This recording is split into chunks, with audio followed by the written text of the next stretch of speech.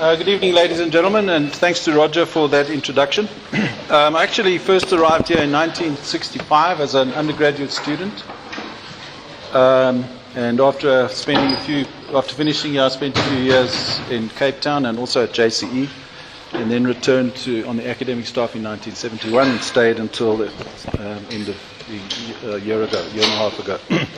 So I've had a long association.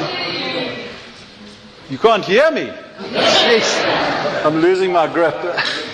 I've had a long association with the department and know quite a lot about it, and many of the former staff members, but there are people here who know even much more than me. Professor van Biljon, who was a senior lecturer, probably before I was born, actually, he was a senior lecturer on the staff here. He's still here tonight, and welcome to Professor van Biljon. Thanks for coming. And others too, Maurice Viljoen. Unfortunately, Carl Anhaus is not here. I'm sure he would like to have been here. But anyway, I've got a lot to say, so let me get on with it. Now, history, as you all know, is frightfully boring. And there are different ways of tackling a historical story. The one is by going through all the facts, statistics and the course curricula that were offered and so on. But that would be mindlessly, incredibly boring. So what I thought of doing was just to tell stories about the department and the things that happened and how it all evolved, especially concentrating on the early years because most of us are familiar with the campus today and the recent history. So I decided to focus more on the older stuff, and so let's go. So I've called this talk an anecdotal history of the School of Geosciences. And before most geology departments around the world, in fact, grew up out of the study of natural sciences, natural philosophy as it was called in the old days. And eventually people became aware of geology. In fact, it was a big player, the famous Scottish school, Lyell and Hutton and all those people that got geology going. They were sort of the gentlemen scientists. And a lot of geology departments, like famous geology departments, grew out of that. But in South Africa, things were quite different. And there were historical imperatives that drove a lot of what happened in the academic environment. And the first of those, or the most important of those, was the discovery of our mineral deposits. Around about in the mid-1800s, the country was actually in a state of turmoil. Consolidation of the Zulu nation had been completed, and that set ripples of tribal warfare, the so-called Mfekwani, which spread right across southern Africa. And Mr. McCarthy moved in and caused a lot of hardship. There was also the abolition of slavery in 1835 in the British colonies, and that probably contributed to the start of the Great Trek. A lot of people would deny that, but the coincidence in time is quite surprising. And so the interior began to be populated. At the same time, there had been major gold discoveries in California and Australia around 1840, late 1840s. And these lands were opening up in southern Africa, these new colonies, so prospectors came in droves. But the first discovery was in fact a surprise, and that was the discovery of a diamond in Hopetown, here in Hopetown, 1886. No one was really looking for diamonds. And that was followed by a number of other discoveries which led eventually to this very productive field here around Berkeley West, where huge towns eventually sprang up, where tens of thousands of people lived working river gravel. So the conventional wisdom was that diamonds you find in river gravels. And of course, where did they come from? Well, people thought they were brought there in the gizzards of ostriches, because this was such an inhospitable place. It was unlikely that diamonds could originate there. Anyway, an element of ignorance and skepticism is always a good attribute for exploration, I could tell you now. Too much knowledge is a bad thing. The people were looking everywhere for diamonds, and in 1870 they found diamonds, the first diamonds far away from rivers, and that was the first kimberlite at a place called Koffiefontein, and then the following year at Kimberley. And that had a major impact. Kimberley really took off, and the reason it took off was because at Koffiefontein there was only one kimberlite pipe, whereas at Kimberley there were about 12. And so if you think there's only one big hole, you're wrong. There are at least 5. And there you can see some of them. There's the main big hole, and there's a bunch of others, another one up here. This one has been filled up with tailings. lots and lots of these kimberlites. And there it is, the big hole in Kimberley, which has made the town famous. And these so-called dry diggings, the kimberlite pipes, actually provided the incentive to build a really substantial mining base. And so Kimberley became the center of the world of diamond production very, very quickly.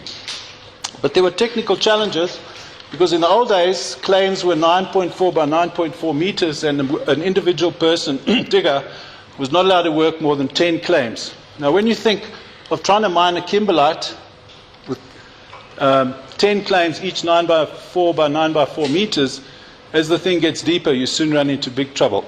So the law was changed, and this gave way to these very complicated networks of ropes and whatnot that were put down to buckets down to the claims, and these things were then hauled up and so on and processed outside of the pipe. And but this was untenable, and so consolidation became inevitable. And this gave rise to a few big entrepreneurs that gradually grew out of this consolidation process, three of whom are particularly important in South African history. Cecil Rhodes, the founder of the De Beers Company and later Goldfields. Barney Bonato, who was the founder of JCI. And Alfred Byte, who was the founder of Rand Mines. These guys accumulated vast wealth and formed these big companies which were the forerunners of the mining houses of later years. At the same time that diamonds were being discovered and developed, prospectors were out looking for gold, and the first gold, in fact, was found in what's now Botswana, 1886, and then other discoveries followed, Eersteling, 1871, Blaubank, here at Muchalisburg, 1874. But the big find was 1886 at the discovery site in Langlaagte. And the gold was found in an unusual setting in conglomerates which had never been found anywhere else before, ancient conglomerates. And people quickly realized at the time, there were a lot of prospectors around here, most of whom were in transit to Barberton, and they quickly realized the significance of the conglomerate layers. So within months, the discoveries made in April of 1866, within months they tracked those conglomerates all the way from Krugersdorp and Randfontein here, all the way to Boksburg. So by the time the goldfield was proclaimed in September of that year, they knew exactly where the reefs ran, where the conglomerates ran, and where the pegging had to be done. So that was amazingly efficient considering the time. So Joburg grew very quickly, and once again, the kind of mining conditions were very unsuitable for people who were self-employed working on their own. There was very little water, and the rocks were quite hard and so on. So it was basically in the hands of the big developers to take this gold discovery forward. So guys came up from Kimberley, Byte and Bonato and Rhodes, brought up these claims and laid the foundation for the modern mining industry in South Africa. The rate of growth was phenomenal. Gold production rose from 22,000 ounces in 1887 to 2 million in 1894. This is phenomenal. By 1894, they were using 450,000 tons of coal a year. Coal had been discovered in Springs and Boksburg, and these mines had been opened. And in fact, by 1890, there was a railway line running from Springs to Krugersdorp. Now, there was no railway line linking Joburg with the coast. So to get this railway line working, they had to import machinery, every single piece of rail, every bolt, every loco from Europe in a sailing ship, bring it to Cape Town, bring it up to Kimberley by rail rather, and then load it on ox wagons, bring it to Joburg. All of that between 1886 and 1890. You know, when you look at the rapid bus transit developments here in the Empire Road, you realize we could not do this today. Impossible. Just impossible. It's remarkable. This train, it's called the Rand train, was both for passenger transport and also coal. It was supplying coal to all the mines. So Joburg in the 1890s was a bustling city, 3-story buildings. They didn't have, these are the horse-drawn trams they had in those days. And there's Market Square, where people used to come and the farmers used to come and sell their produce. This was the post office building. The site here is of the legislature now. This is Market Street, now Albertina Sisulu Street, and crossing the Erisic Street. That same site today, there it is, virtually from the same place. There's the building, the post office building. Unfortunately, it was gutted. It was empty, and some vagrants had got inside and set it on fire one winter night, burnt it out.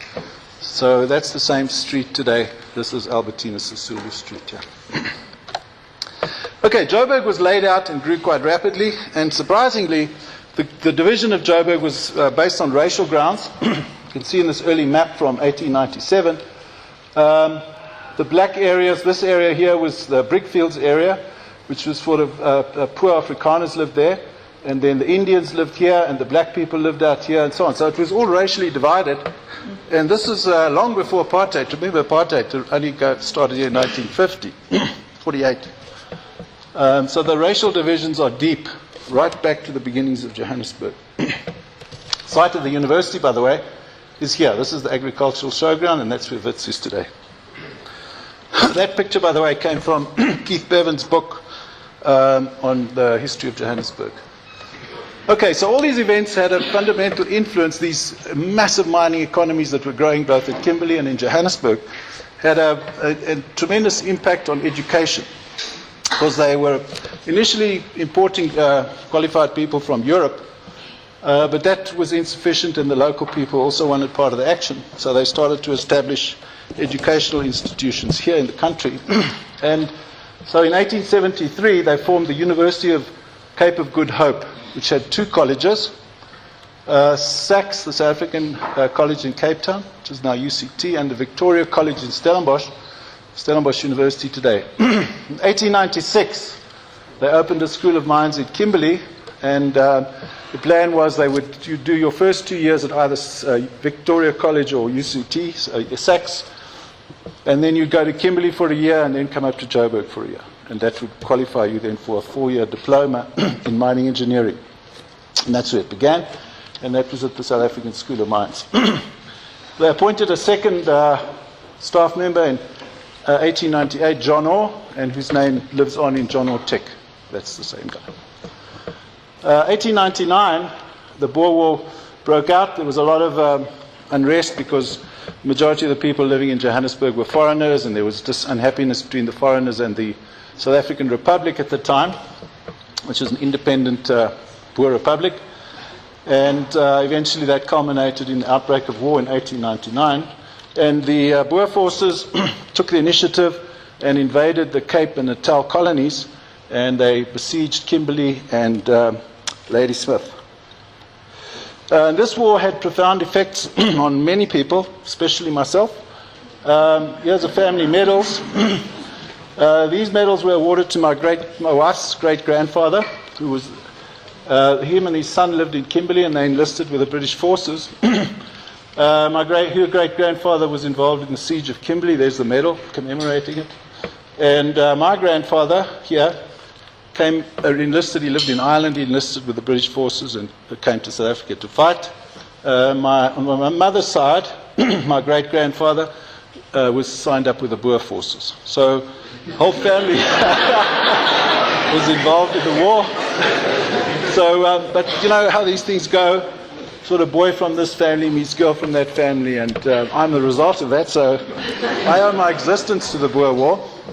So it has its upside, but unfortunately it had its downside too. If you think concentration camps were invented by the Germans, you're wrong. They were invented by the British during the Boer War. And tens of thousands of women and children died in these camps in an act which today would be classed as genocide. You can imagine Lord Kitchener being tried for crimes against humanity. It's unthinkable. But anyway, that's what happened. And this was a great tragedy. My grandmother spent the years of the war in a camp, and my great-aunt lost her whole family in a camp at Bloemfontein. So it had its downside too, and that was a very sad aspect which persisted to influence policy and politics in Southern Africa for the entire century. Okay, so let's get on with the educational history, that background. The war itself didn't last, the formal war didn't last very long because the Boer forces were completely overrun. So the conventional war was quickly over, and so conditions returned to normal and the School of Mines resumed activities. But the guerrilla war continued until 1902 when the Boer forces surrendered and Transvaal became a British colony. In 1902, the government, they were very quick to move, those guys. They didn't pontificate like we do and canvass opinions and so on. They made decisions very quickly. So in 1902, the government decided to move the School of Mines to Johannesburg because really that had become the center of mining. We had gold mines, we had coal mines, we had deep level mines. It was a much better place to train people. So they brought the school from Kimberley to Johannesburg, and they were going to offer both the 2-year degree where you do your initial studies in the Cape and then come to Joburg, or you could take a 4-year degree right from the beginning in Joburg. And they called that the Transvaal Technical Institute, and it had 5 academic departments: engineering, maths and electrotechnics, mining and metallurgy, chemistry and physics, and geology. So that was the birth of the geology department. Each one had its own professor. They acquired temporary accommodation in two places, the one in Kirk Street and the other one at Van Brandus Square. Van Brandus Square is now the site of the Supreme Court. That's where it was. And it was a big corrugated iron shed, which, believe it or not, had been constructed to house lost property lost during the Boer War, where people could come along and claim their property that had been lost during the war. You know, today it's unthinkable. Today anything that's lying around is fair game. Anyway, and so 1904 things began, education began, and R.B. Young, Professor R.B. Young, was the first professor of geology. Came from Scotland. They moved into this building and this big shed, and this was an old cigar factory. And if you look at that, you probably can't read it, but it says on the door here, it says the Johannesburg High School for Boys. That was actually the beginning of King Edward's School. This is where it began, in this very building. But so many kids registered in the first year that the place was too small, so they had to move out. So it became vacant, and the university took it over, or the South African School of Mines took it over and moved in, but it wasn't big enough, so they also took this big shed at Van Brandus Square. So that was our first accommodation, and there's a floor plan of it. If you look, this is these rooms here, the professors' rooms are about the size of 2 toilets. Yet they still managed to recruit staff from Scotland and UK and so on to come and teach there under conditions that must have been pretty appalling. Anyway, they managed to staff it with outstanding people, but it was immediately too small because a huge number of students registered at the beginning. Right at the beginning, I'll talk about that in a minute.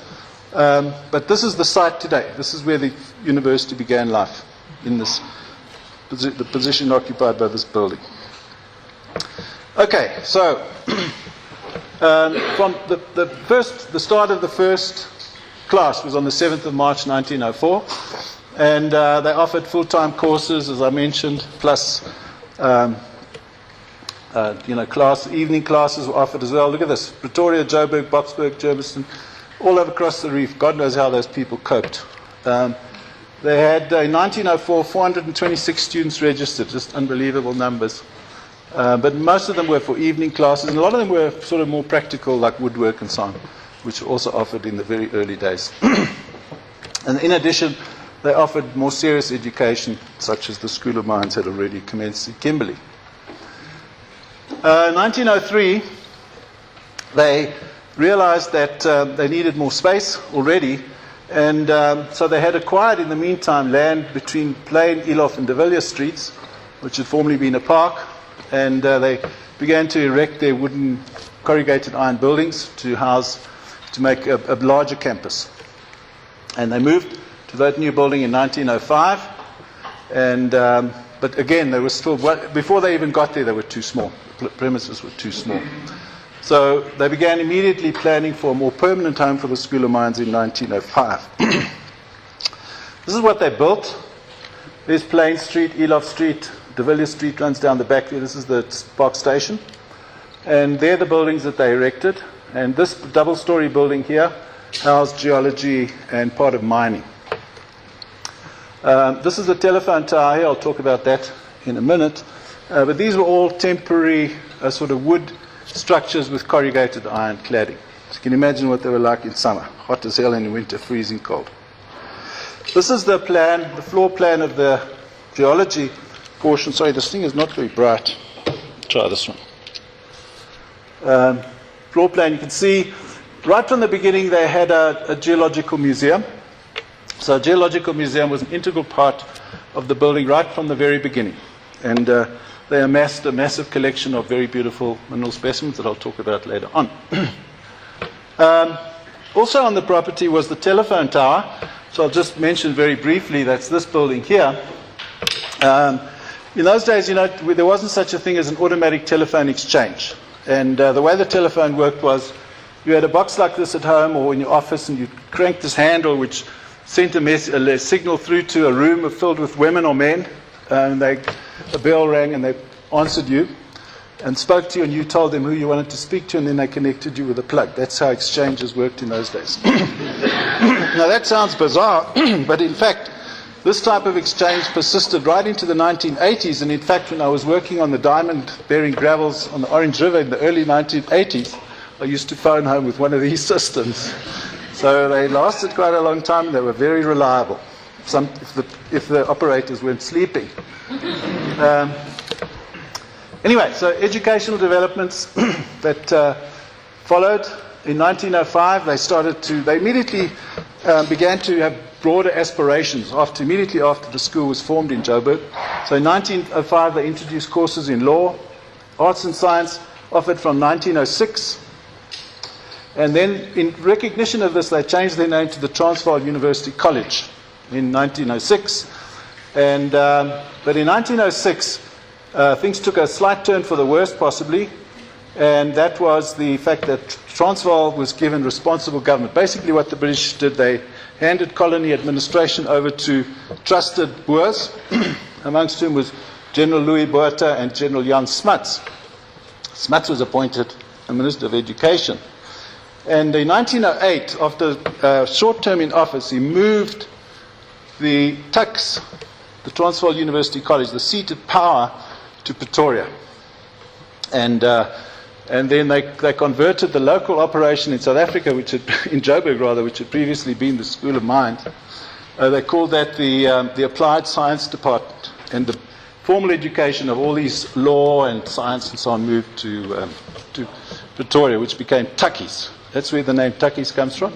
It's really an offshoot of Wits. Now, so why did Smuts do this? Why did Jan Smuts do this? Well, interesting story. Jan Smuts was born in the Cape and came from quite a well-to-do family, and they sent him to be a very clever guy. They sent him for education to Cambridge, and he came back to South Africa and then moved to the Transvaal Republic, where he became the Attorney General.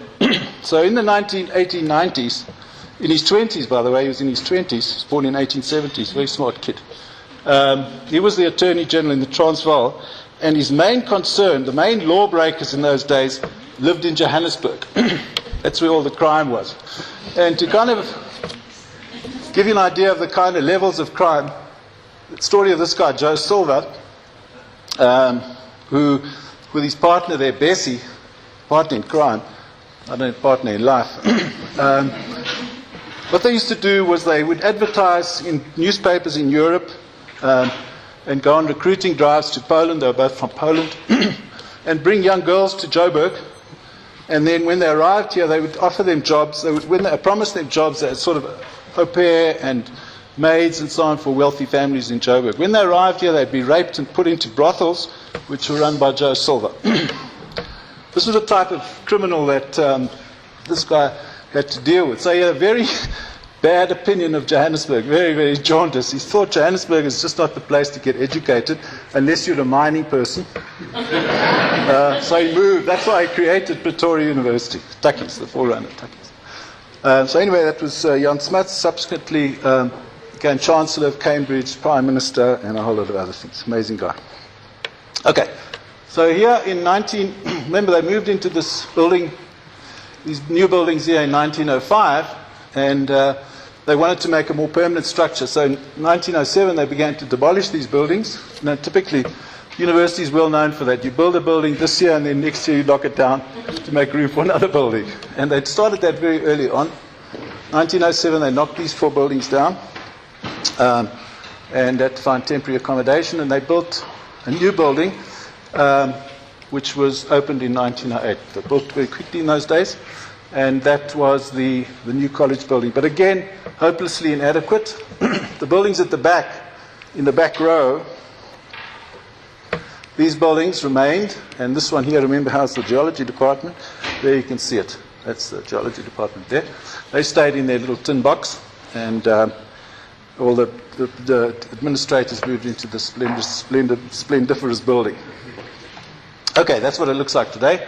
It's having a bit of a renovation. It became the Technical College afterwards, and they added another bit at the back here.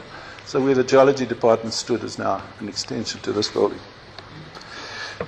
Okay, 1910, the Union of South Africa was formed. Rhodes was one of the main architects of the Union, where the various provinces, the 4 colonies that made up Southern Africa, were joined together to form the Union of South Africa. The Applied Sciences Department in 1910 was turned into a college of the university, and so it was renamed the School of Mines and Technology. The Applied Sciences Department of the Transvaal University College was renamed the South African School of Mines and Technology. So that's the new name. They appointed, 1913, they appointed George Korstefien, sorry, there's a misspelling, it's R, was appointed principal of the college, and that man is remembered today in the Korstefien Medal. He was a famous geologist, and he was at one time Vice Chancellor until 1919. They adopted a coat of arms, and there it is. This was the coat of arms of the South African School of Mines and Technology, adopted in 1914. And the symbolism here is a book, a knowledge representing knowledge, the gear wheel representing industry, and the crossed hammers representing mining, and the wavy bars are the strata, the rock strata of the Wiitwatersrand Basin. That was the symbolism. Some of you recognize it today even, although it's not the same. They acquired in 1919 a residence for students that didn't live in Johannesburg. And the residence was Sunnyside, which was one of these mansions built by the wealthy landlords, which after the war was taken over by Lord Milner, who was the architect of the Boer War. And he lived there for a while to get the administration going. And today that's the Sunnyside Hotel. You can see there's the tower, same tower. So a lot of the original facade is still there intact today. They had some interesting regulations in those days. Remember, this is a different world then. Students not living with relatives or at a hall of residence must reside at houses approved by the University Council. So you couldn't just go and live in digs anywhere. It had to be inspected to make sure it was suitable. And the other one, any student who's been suffering from a contagious or infectious disease or has been residing in a house in which such illnesses occurred must, before attending classes, furnish to the Secretary of Council a medical certificate to the effect that he may do so without any risk of infection to others. There were no antibiotics in those days, so disease spread very quickly, and there was nothing you could do about it other than sit it out. So they were very concerned about infection spreading in classes. In 1916, the space problems were partly alleviated because there's the old geology building, there's the new building for the college, South African School of Mines rather. These buildings here, again corrugated iron huts, had been occupied by the town, the municipality, and they moved out to the new municipal offices were built. It's now the City Hall, the old City Hall rather, now it's the legislature, and these buildings became available, so the university moved in there, and students called it the Tin Temple. It's kind of nickname for this extension. This has been awful. 1916, university charters were granted to UCT, that's SACS became UCT, and Stellenbosch University, the Victoria College became Stellenbosch. South African School of Mines, TUCS, and Natal University College, however, remained affiliates of the University of South Africa. So the way it worked was the University of South Africa would set the exam, and you would go to whatever college you went to, and then you would write the exam on the same day, a bit like the matric exam today. That's how it worked. And that system is still used in many British institutions like Oxford and Cambridge and so on. 1916, the Joburg City Council gave land for the establishment of a bigger campus, and that's the land we're on now. It's this ground. It used to be part of the showgrounds. Showgrounds, basically, agricultural showgrounds were cut in half and moved to that side, and this side became the site of the university. They introduced 1917 again, for about the third time, arts and science courses, and in 1920 they changed their name to the University College Johannesburg. So we were back to university status in 1920. In 1922, the Wits University was founded. It became inaugurated through a private members' bill introduced in Parliament by Richard Featon. So Wits came into existence in 1922. There's the new coat of arms that they adopted, and we were slighted. They took out the symbols of mining, and they downgraded the symbols of geology, so they have knowledge, industry, but the wavy bars now represent the Limpopo and Vaal rivers between which the Wiitwatersrand goldfields occur. So that was their token gesture to the mining industry. However, we got our revenge because we discovered gold south of the Orange River. At Welkom. So yeah, anyway, subtle revenge. That's the story of the...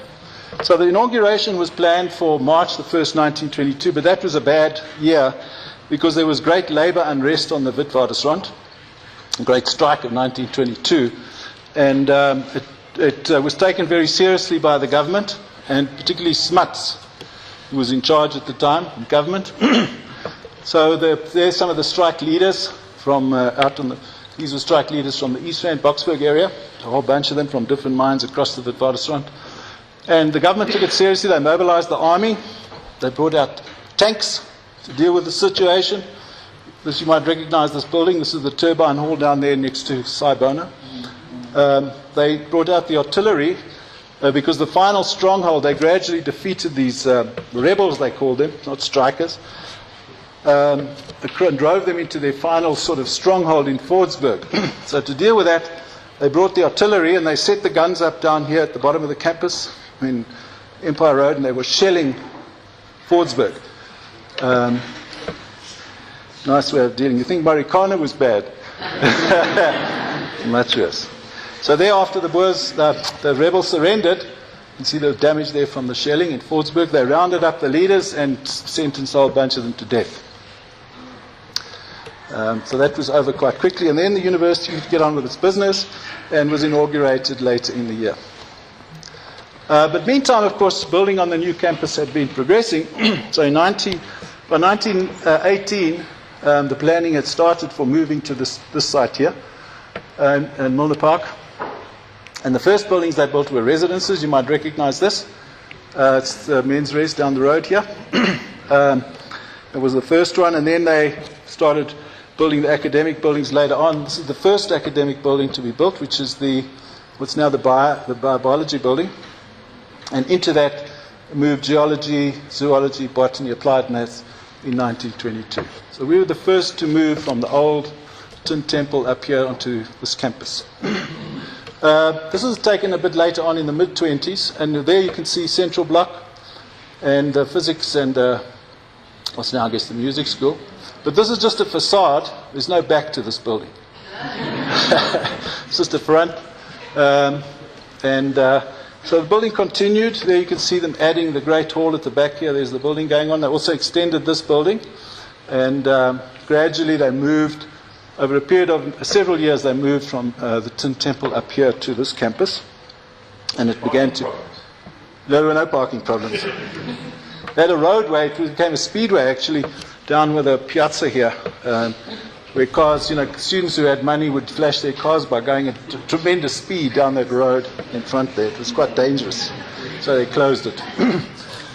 But that was much later. I was a student already when they closed that road. So yeah, there's the campus. That'll be in the probably early 30s. And then buildings continued. But after the war, Second World War, There were a lot of soldiers, young men who'd been fighting in the war that were now demobilized.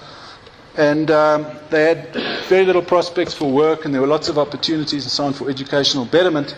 So they sent them to university in large numbers on state bursaries. And to accommodate them, they built these temporary wooden huts. These were made of wood, fortunately not corrugated iron. And they filled up the campus here in front. What's now where this building stands, and across the way, and this is the biology building here. So all of this ground was filled by these wooden huts. And in fact, this is what the campus looked like when I arrived here, still in the mid-1960s. So these persisted for a long time, and we used to have lectures and tutorials in these huts. Prof. von Billon will remember these very well, because geology owned this hut. Right so. You can see the wooden hut There. in the quadrant there. Oh, inside there, yeah. Yeah. That was the honours lab. So there you have it. Meantime, the Tin Temple became abandoned, and buildings were demolished, and it was turned back into a park. This is what it looks like. That's Rissik Street. This is De Villiers Street. Here's what it looks like today. This is that extension, by the way, on the back of the old university building. And this is around the other side. This is the other side of that park. There's where the geology department used to stand, now underneath that extension to what became the TIC. Then in 1962, the Chamber of Mines gave a whole bunch of money to the university to commemorate its 40th birthday, and this building was erected, the one we're in now, to house the mining and geology departments. So mining had the top floor, and the geology department had the rest of the building, which was a very nice split. We liked that. And the miners were in agreement with it. Can never understand why they agreed to that. So I won't say much about the building, because you're all familiar with it. We come in here every day, and it hasn't changed all that much, really. But I want to say things about this aspect of the building, the front. I don't know if you've ever looked up there. You see these 4 panels? They are by Eduardo Villa, famous South African sculptor. And I'm going to read that text. I don't expect you to read the text. What I want you to do, I want you to look at these panels as I read this text, because this is a description from the artist and the art interpreters as to what these panels mean. You didn't never realize they had a meaning, I'm sure. Okay, in the first relief, geometric symbols and forms, let me just put my glasses on, I'll read it here. Geometric forms are arranged to represent surface mining. The elements suggest geological formations, men, cocoa pans, and mining headgear. The second relief represents a level of mining between the surface and the depths, and this relief, both in form and content, acts as a link between the first and the third reliefs, and is the introduction to the galleries, cavernous passageways, and diminishing perspectives, which in the third relief give the impression of deep mining. There you have it. The fourth relief symbolizes the processing of gold. In this section of the panel are found spherical and rectangular forms evocative of crucibles and ingots and the instruments used for refining. So there you have it now. That's what they are, but I'm not sure they are. I'm not sure the builders put them up in the right sequence, though. Would we ever know? There's another panel on the front, the north door, which is apparently a combination. This door down there, this is a combination of these 4. Okay, Eduardo Villa. The museum was also created at that time. The Blaylock family gave a large amount of money to the university to establish the Blaylock Museum, and it's named in honor of William Blaylock. He's quite a guy. He was educated at University of Glasgow, which was the same university that R.B. Young was educated, so they must have been quite good friends. He came to South Africa. He had no geological training. He originally worked in Port Elizabeth and then moved up to Joburg. It was more action. And he was quite an enterprising guy. When Winston Churchill was a foreign correspondent in Johannesburg at the time of the Boer War. And he was captured. He was in an armoured train which was ambushed by the Boers. And he was captured and taken prisoner and held in Pretoria. So he went offline as a reporter, and this guy took his place, Blaylock. Blaylock taught himself geology and was a member of the Geological Society for, I believe, about 50 years. He wrote several papers. You can read them in the geological journals, and he wrote several books on the various mines on the Wiitwatersrand and the evaluation and so on. And he also was a great jingoist, great supporter of British colonialism. He wrote a couple of books about that, especially up to around the time of the First World War, anti-German books. Because there was quite a strong German presence in South Africa because of the Germans who'd come out here, like Alfred Beit and so on, the establishment of the diamond fields and the gold mines. So he was very much pro-British. Other interesting things about him was he was an entrepreneur, which is where the money came from. Became quite wealthy. And interesting series of discussions which you can read if you look at the thing called the Proceedings of the Geological Society from the years around 1917. In 1917, this map was published.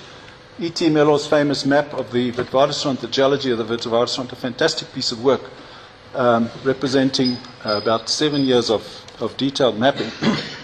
The moment this thing appeared, Blaylock publicly threatened to sue the Minister of Mines and Mellor for this outrageous act of this map. Because the reason for that was that Blaylock owned certain mineral properties out here near Boksburg, and Mellor had classified those as government subgroup. And government subgroup, by that time, everybody knew was a worthless investment. Blaylock was touting these things as the main reef and was expecting to make a lot of money. And basically, he was badly burnt as a result of this, hence his threat to sue the minister. But nothing seems to have come of it, and it all died down. And Mellor's map remains a classic work to this day. His museum was magnificent. Remember, it had been accumulated over many, many years, and dozens of people donated samples to this museum. It had an unbelievable collection. And then in 1971, over a weekend, some thieves got in here and they stole the whole museum. Virtually every single specimen was stolen. They systematically worked through, got into the strong room, emptied that out. They had unbelievably irreplaceable samples in there. And they took it all away. This is the original artist's drawing of a cartoon that appeared in the Rand Daily Mail the following day when that thing was announced. I'm telling you, Professor, it's the student what took them for a rock festival. So it was a very sad thing, and it's never really, it was irreplaceable loss, absolutely irreplaceable loss. But strangely, they left this specimen behind in the strong room, which is the largest known gold crystal. And that, I'm sure many of you have seen it, as we still have it. It's a gold skeletal octahedron about a centimetre high, or a cluster of them, and that they left behind, which must have been deliberate. So they had some soul in their evil minds. Okay, heads of school. Roger's spoken briefly about them. R.B. Young was the first, and he came from Scotland. His brother was Andrew Young, professor of geology at Cape Town University, what became Cape Town. There was Corstorphine, who was appointed the principal. We know him now because he's the Corstorphine medal's named after him. He's a fantastic geologist. And then when Young retired in 1934, Gievers took over, and he was the one who appointed Professor van Biljon. Then Gievers retired in 1968. There was a small gap while the university dithered, because dithering is sort of part of university life. And then eventually they made up their minds, and in 1971 they appointed Clifford and Maskey to do a joint heads, not joint heads, but rotating heads, for the 3-year term, which was quite a revolutionary idea at the time, but has now become fairly commonplace. And they rotated until 1985, when I joined them in about 1983 as a professor, and then in 1985 I got my 3-year term, which lasted 17 years. Then 2002, the School of Earth Sciences were formed. Previously we had a School of Geosciences, but we called it a School of Earth Sciences, but it was more of an informal thing. It wasn't actually an administrative structure. And then when Colin Bundy arrived, at that time there was a notion that you had to, big is better, so you had to group these schools together, and you had these very unlikely marriages, like, for example, in Natal, where geology merged with computer science, really stupid and ridiculous things. Anyway, fortunately, we managed to escape that. We had a more sensible school. First head was Paul Dirks, and then 2009, and currently Roger Gibson. I won't say too much about these various people. I want to say that for many years, the geology department here has been a great producer of books, more so than any other university geology department anywhere in the country. And some of these books are really amazing. Hatch and Korsteffin's Geology of South Africa was like the standard textbook on geology of South Africa until Alex de Tooy's book came out in 1939, I think it was. R.B. Young researched this guy, George William Stowe, was sort of a self-taught geologist. But his important book was The Banquet of the South African Goldfields. And if you're ever interested in, seriously interested in Wiitwatersrand research, you've got to read that book, because you'll realize that there's very little new in the world of origin of reefs. Hydrothermal theories, placer theories, modified placers. He saw it all just with a microscope. Amazing. Fantastic book. And then Edgar Plumstead, Janis, wrote several books on geological section drawing and so on. Really great books. But the important books were by Hamilton and Cook. These became sort of the bread and butter of the South African textbook market for a long time. Hamilton and Cook went into 5 editions, and they remained the standard textbook for geology students up until John Truswell wrote his Introduction to Historical Geology in 1970, and then another book in 1971.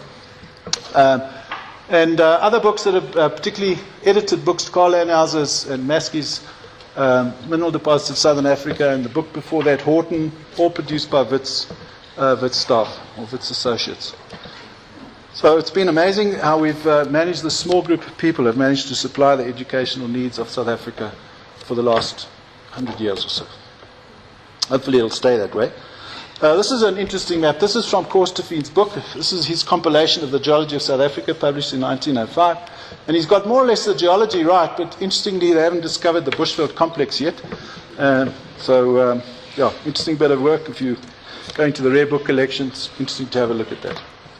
Students, I won't say too much about students, but in the early days, they didn't really differentiate between geology students and mining students. Everybody did the same course. And we've tried to retain that over the years through the mining geology program, which does basically that.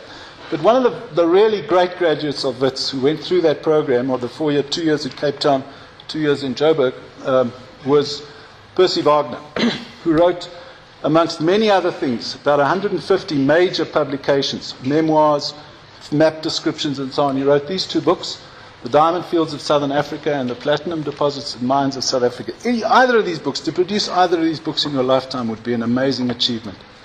He produced both of them, and he died at the age of 44. Just an incredible, an incredible scientist, this man. But really the first student was quite an interesting character too, so I thought I'd just talk a little bit about him. He was Stephanus Johannes Paulus Iliff. He was the very first student. He enregistered the very first time the School of Mines introduced science courses. He registered in 1905 for the start of the science course in geology in 1906. He wanted to be a geologist, but what's interesting about him, he was the grandson of Paul Kruger, hence the names. Now, he'd got to Europe during the war. I'll talk a bit about that in a minute. Kruger left the country and took his family with him, and they went off to Holland, and he was one of them. And after the war, things settled down, and he came back and he decided to do geology. So he enrolled in first year, and he passed first year, but then he stayed until 1908, but never passed another course. So he must have been jolling a bit, as you guys know all about. And then he left South Africa and he went to Paris and studied art, sculpture. And here's some of his sculptures.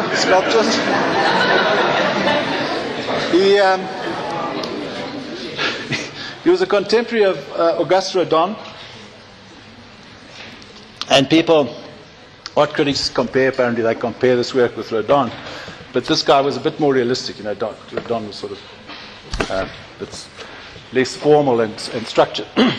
But the amazing thing was, you see, these are dancers. What he had was this immense studio where he could accommodate. He had like a big dance studio as well where he used to do his work, and then he'd hire these troops of dancers to come and dance there. So he could study them and sketch them and so on. and to make these sculptures. Now this obviously must have cost a lot of money, and the question is, where did this money come from? Because his father was sort of a poor farmer from Rustenburg, his grandfather, and this leads one to wonder about the mystery of the Kruger Millions, because when the Boers were retreating as the British advanced, and they never defended Pretoria, so they simply retreated. And what Kruger did was he loaded the entire reserve bank of the gold in gold, the gold bars, the gold stock of the Kruger of the Transvaal Republic on the train with his family, and off they went to Lorenzo Marx, which is now Maputo. Now supposedly they buried the treasure along the way, and people have been looking for the Kruger Millions ever since. However, judging by the lifestyle of Alfani here, one wonders if the Kruger Millions didn't actually make their way into a European bank. Interesting story. Other good students that were produced. Well, first of all, the formal degree as we know it today, the first student really was registered. The program only really came into practice in 1922, and the first student was Liesk, graduated in 1924. In the following year, Edgar Mendelssohn and Edgar Janis graduated, and like me and many others, they stayed for the rest of their lives at the university. Apart from brief sojourns overseas, this guy spent some time at Harvard, and I think she went to Oxford for a while. But basically they stayed at Wits throughout, and this guy became Geerwes' right-hand man. Edgar Janis was a paleobotanist and became famous for work on Glossopteris. Student field classes too, I won't say a bit about that. We all do our field work and we love it. We go out in the bush. And we do it every year, so there's a lot of interesting things have happened over the years. But I just want to talk about one, and that was Geerwes' trip. Decided to take the students to East Africa to go and look at an erupting volcano somewhere in the African Rift Valley. 1939. So they got a few cars together and a bus, and they loaded all the students. There would have been all the mining engineers plus the geology students. Everybody got on the bus and off they went. And they were up in the Rift Valley in what's today Rwanda, Park Virungu, and on the shore of Lake Edward when they encountered this elephant. And there were Geerwes and Mendelssohn were in the car, along with about 8 students. And you'll see this elephant became aggressive and began to charge. So one of the students jumped out. I don't know whether that was an act of stupidity or desperation. Yeah, you can see him running away. He might have attracted the elephant's attention and got nailed. But anyway, the elephant then poked its trunk into the radiator of the car and spun it round. See the dust? Now, Geerwes was an avid movie taker. He took, today we walk around with video cameras, or you guys do with your cell phones and take videos. He had a big projector, 16 millimeter camera that he used to take with him, and he was filmed everything. And he sat here in the passenger side of this car, and the elephant was coming, and he kept filming, and he took a film of the whole instance up to the point where the elephant finally rolled the vehicle over, and Geerwes fell out, and his legs got caught underneath the car and got broken. So the elephant then proceeded to disappear a short distance away, or some distance away, and then fell down, or lay down. So there's other students jumped out, were mining students. Remember, they used to do first aid training in those days. So they righted the vehicle, pulled Geerwes out, and began to apply first aid. That's what the vehicle looked like. You can see the puncture marks there, where the tusks had gone through the roof. Geerwes was sitting in the seat right here, and this whole door was demolished. This is where Geerwes fell out, and the car turned over. The elephant itself died. It was found a few days later. It died of natural causes. So they thought it must have had some problem, maybe anthrax or something, that made it a bit dilly. There's Geerwes posing with a tusk. Quite interestingly, this trip coincided with a visit by the Deputy Prime Minister to East Africa, and the Deputy Prime Minister's plane was sent to fetch Geerwes and bring him to Nairobi, and then I think to fly him to Johannesburg. And if you know Deneys Rates, in his book, he describes a visit to Geerwes in hospital in Nairobi and subsequent trip back to Joburg. But that's not quite commonplace nowadays, what happened to Geerwes, As we invade more and more into elephant space, these events are becoming more common. This one was taken by a cell phone. You might have seen the movie last month in early January. This couple were attacked by this elephant in the Kruger Park. and one of them was quite badly injured. So yeah, it's fairly commonplace. Okay, and finally, to end off, a bit about examinations, the bane of all our, both students and staff existence, by the way. You think only the students suffered exam times? You're wrong. Staff suffered too, because we're going to mark that stuff. So, what do the exams look like in 1906? Here's the first year exam paper, reproduction here, as it looked in 1906. Okay, in case you can't read the script, you've got 3 hours. You've got 8 questions to be attempted, 2 of which must be taken from each of the 3 sections. Section 1, give a brief account of the geological action of the atmosphere. Question 2, classify and describe marine deposits. 3, what are the probable modes of origin of coal? 4, discuss the causes of slow and rapid movements of the Earth's crust. Section 2, describe the modes of origin of mountains. Illustrate your answers by sketches. 6, how are metamorphic changes in rocks produced? 7, give an account of the modes of occurrence of igneous rocks. And 8, define the following terms: monoclinal fold, overlap, reverse fault, and unconformity. Okay, looks familiar, right? But the answers you guys would give would be very different from the right answers accepted in those days for most of those. But the questions remain the same, more or less. But the third section of the paper is slightly different. And I don't know how many of you would be able to answer these questions. 9, explain the construction of the spherical projection of crystals. Illustrate. Wow. Define the axial ratio. The axial ratio of aragonite is ABC, blah, blah, blah. Find the ratio of the intercepts on the crystallographic axis of the face 158. How many of you know what that means? Remember, mining engineers wrote this paper too, eh? In fact, this was mainly for mining engineers in 1906. Describe briefly the more important hemihedral forms belonging to the isometric system and their derivation from the corresponding holohedral forms. Describe the commoner modes of twinning in the orthorhombic and monoclinic crystals. So, you might have managed section 1 and section 2, but I doubt you would have managed section 3. So on that note, that's a brief tour through the history of the geology department, and thanks for coming and thanks for listening.